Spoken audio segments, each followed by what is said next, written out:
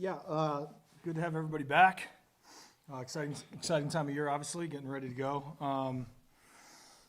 Escaped the weather a little bit there, so it was good. But good, good first day. We got to, some of our younger guys just haven't practiced with us yet, so getting them through things. But, sometimes the things you take for granted, communication, transition, stuff like that, we just got to get better at. But I thought, obviously, we're a more explosive team. We're moving around better. We had a great summer. Credit to Coach Green and his staff. So I think we're in a good spot coming out of day one. So now it's just about the progression, stacking days, and making sure that we don't take too many steps back.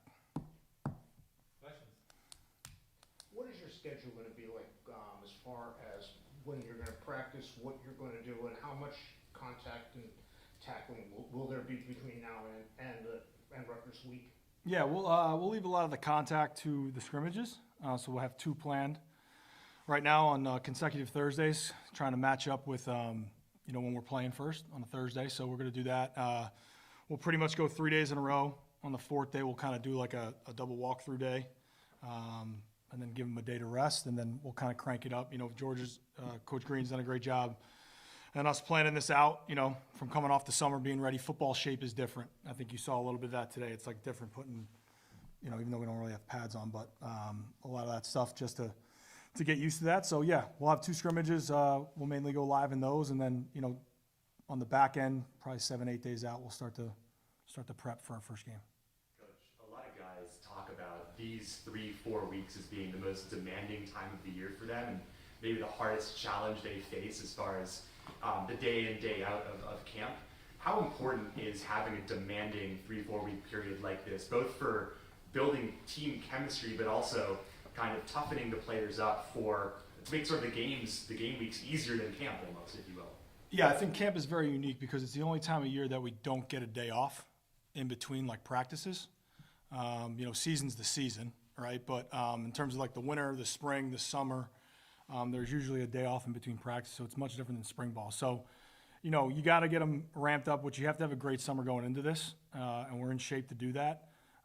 But certainly the demands of going out every day and practicing, I think the mental part of it becomes really hard, especially for the guys that really haven't done it. And that's where you got to rely on the older guys to kind of push you through it.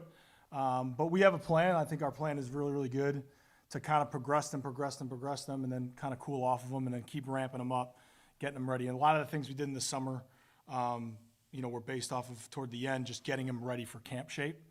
But again, carrying weight, the anxiety of playing plays, going against each other. You don't do a lot of that in the summer, right? It's a lot of summer's player-led. But I think the demands, we're going to keep pushing them. I think we have to. I think that's the situation we're in.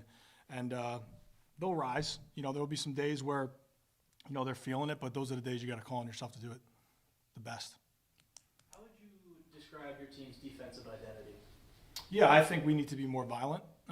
So coming off of last year, obviously, statistically wasn't very good in anything. So I think it starts with violence up front. I think our whole new D-line, I think we got 8 or 9 new guys. So I'm really looking forward to that. Getting Nobles back, things like that, coming off an Achilles, losing him last year. So, but it starts with violence. That starts pre-snap with communication, getting lined up, and obviously during the play, right? Shedding blocks, getting to the ball, and then finishing the play with tackling. So I think the violence kind of takes care of everything. I think that's what we need to play. I think that's kind of how we're built. But I think our front seven, our middle of our defense has got to be our strength. What has it been like watching Nobles recover?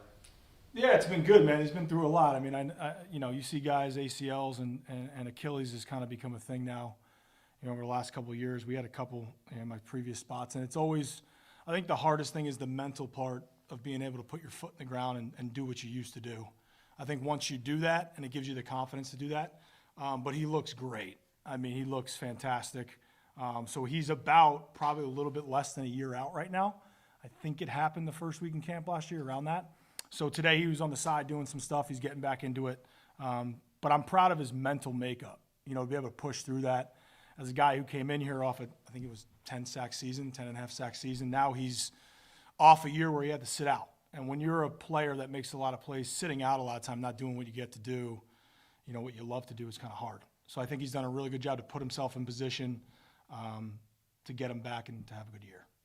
I know last year we saw a couple games almost out of necessity injury-wise where You showcased a little 4-4 front and sort of were changing things up schematically. Without giving the game away at all, if you were to sort of picture your ideal defense, is it a multiple setup, or how do you view sort of your base defense as being aligned? Yeah, we're a 4-2-5 at heart. I mean, that's what kind of I've been doing since, my days at Maine. I mean, going through it at Minnesota and Rutgers, a lot of the same things go on. So we'll live out of that. But certainly I think one of the things that you got to do during camp is you just got to we talked about it last night as a staff, is figuring out exactly who you're going to be. What are the strengths? I think we got away from that last year a little bit, just in terms of, being new to everybody, figuring that out. Injury kind of had to be something we weren't. So we need to be able to be a 4-2-5 multiple front, right? Pressure when we need to. But I think this year with our D-line, I think we're going to be able to rush the passer better out of a 4-down front, which is critical. I mean, which is just, it sets up everything else. So it starts there, but any good defense that, I've ever been a part of, it starts up front and it allows the back end to do their thing. And I think we got some talent in the back end too. What did you see from Watson today? Yeah, Pop's had a really good progression. I think his arm's gotten actually stronger. I think it's gotten more accurate, and I think he does I've always thought he does a really good job in the pocket, feeling the rush. And he's able to create a second play.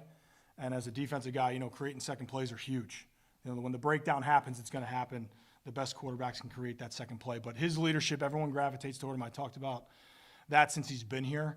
And I think now that he's settled into that role and he's starting to get with that one group, he's starting to take off. But I just seen the natural progression. I think his relationship with Coach Warner is critical. I think any OC quarterback relationship is critical, and I think that has grown and it's continued to grow. So I'm really excited about him getting out there finally in a game atmosphere, because there's something different in his eye when it is a scrimmage day or it is a spring game, and that's what you want. You don't want the other look that sometimes we get. But I'm really excited about him. This is your second camp. What did you learn from the first one? And is this going to be you doing things a little bit differently than you did, or what? Yeah, I would just say it's going to be a little bit more of a job of just managing this team, because this team is completely separate than last year's team. So just how that goes with day-to-day operation, feeling them out, feeling the pulse of the team. But we got to push them. I've talked about toughness and connection with this team since January. We got to be more connected. When you're more connected, you care more, right? You become committed more and you become more consistent. And then the toughness part, we just got to keep pushing them mentally. I think Coach Green's got them in a great spot physically. I think we're hitting all the marks we want to hit there to be able to play FBS football and compete and win games. And now it's about connecting them. But, this team will be a day-to-day operation and manage them, but we got to push them for sure. Who are some of the players that have impressed you with their leadership? Yeah, I think, Pop for sure. I think on defense, you got the two middle guys in there, and Timmy and Tyler, which are going to be a great combination there. I think our two corners, Isaiah Reed and TJ McGee, have done a really good job. Zoran's kind of been out. He played that whole last season with a shoulder. We got him cut right after the year. So he's always been like a silent leader, like an assassin. Like I think everyone's afraid of smoke in a good way. And then certainly offensively, I think we're growing that. I think it's always got to come from the quarterback spot. But certainly I think the people around him, I think JT does a great job leading the running back room. So we just got to, that'll grow. But I think ultimately on offense starts at the quarterback spot, and then defense in the middle of our defense has been really strong with that. You've got new offensive weapons that you didn't have in the spring, like the freshmen that weren't there and Kimmons. What has it been like to have like the full squad here? Yeah, it's been great. I think obviously that was an issue we had. I think just from a depth and talent standpoint, just being able to get guys the ball. I think you see that through Pop. Pop can do a lot of different things. Certainly on the outside now, we missed T.Y. all last year, right? And, we've talked about that. T.Y.'s been hurt since I've been here. I haven't really seen T.Y. play besides 2 quarters. He got in against Iowa in the first quarter, and that's when it was over, right? So him, Joe Griff, if you want to know what they're supposed to look like, they're supposed to look like Joe Griff, right? So now he's got to take this role and take this step and do what he's got to do every day, right, to become the player he wants to be. And then certainly in the running back room, I think that's way more depth than we had last year. I think it starts with JT. You got Faulkner coming back, and then you mentioned Curtis. And then we got Jordan Washington coming back from surgery. So I think those 4 to lead that group. And then I think our 2 talented freshmen are talented. We'll see if they're going to be ready, right? But I like the takes there at running back. brothers from Indiana. Yeah. Veg. Yes, yeah, so William and Andrew Depay. So Andrew's 1 year older, William's younger. Kind of a process of like we started recruiting Andrew, and then William kind of came up. And Andrew was with Joe Rossi, who I know at Michigan State, who was with me at Minnesota and Maine. But they're what you want. I mean, they're a little tapped in a very, very good way, in a football way. They play extremely hard. I love coaching them because like their intensity in their eyes, they listen to you, they take every word that you're saying. So those two guys, and they play opposite each other like bookends. But I mean, if you saw them out there, they both look great. And then you got Will, who's standing at 6'6". So it's just it's a better D lineman, it's more depth. But those two guys, they play the game the right way, right? And they remind me, they're both from Iowa. When we used to play Iowa all the time, it was like a team of those guys, like just running around bashing your head in. They got that. So they must do something out there in Iowa in high school football to teach that because they got it. Obviously, team bonding is important on the player side, but also this time, camp and the off season, as you assemble your staff for this year, what are the differences in terms of bonding as a coaching staff and sort of the demands of these couple weeks for coaches as well, in addition to how demanding it is for players? Yeah, I think I think the coaches sometimes get a little bit forgotten in terms of like the mental health and all that kind of good stuff that we pour into our players. It's always there for them. So I have to do a better job of that, making sure I take care of the staff and make sure they're good mentally because we can get burned out too. But I think ultimately, we know the situation we're in, right? We got to go win, right? And I think I got the group of guys here that understand that. They coach their players extremely hard, but they also love them and they pick them up at the same time. Like it is a demanding environment, but I think it needs to be. Right, that's what we need to create. But I love the guys around me. Obviously, offensively, it's a completely new deal. Our O-line group has a new coach. Brian White was here last year, but we'll go by really the quarterback and the O-line, right? And I'm excited about the progress that they've made. But we're happy. We're excited. We get into coach mode a little bit, like everyone does, and we forget about some of the important things. So we got to kind of step back sometimes to do that. But we signed up for this. We get it, and now we got to go do it. The offense this year? In terms of? Are you going to be, how involved are you going to be in the offense? Yeah, I think it's the same role that I've always had as a head coach. I think I've been around guys that have been very, very successful, right? And I think, my role as a coordinator and assistant coach, I always loved working for head coaches that gave me the ability to coach, but corrected the things that need to be corrected. And I look through, I think the great perspective for me is I'm a defensive coach.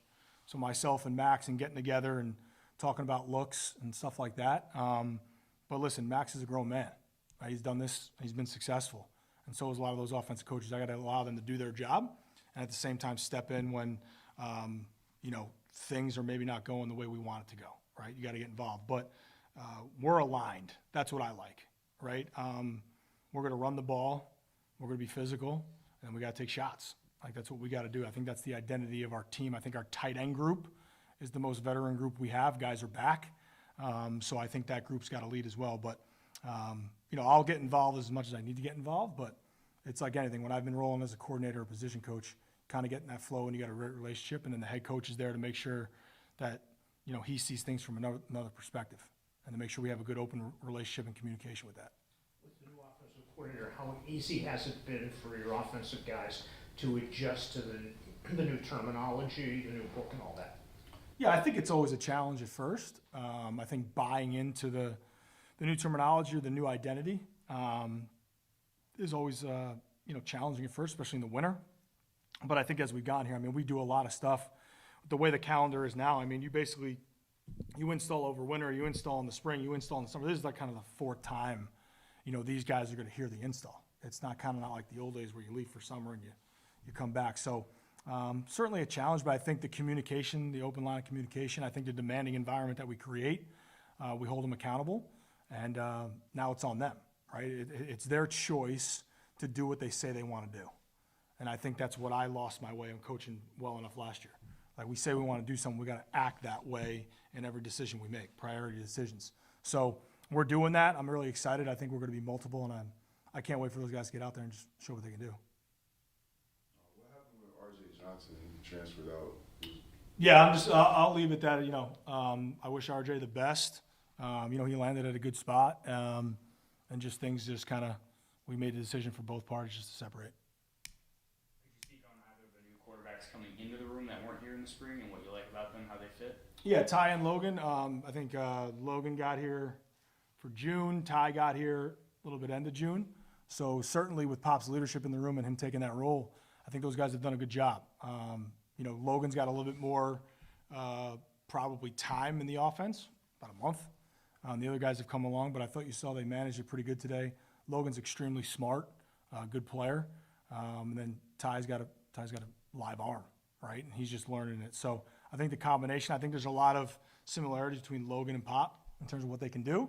And then obviously can't forget about the young guy there who's got probably the biggest hose on him, right? The arm. So we're developing him. But I think the two guys have done exactly what they're supposed to do. And now they just got to get the reps in and keep going.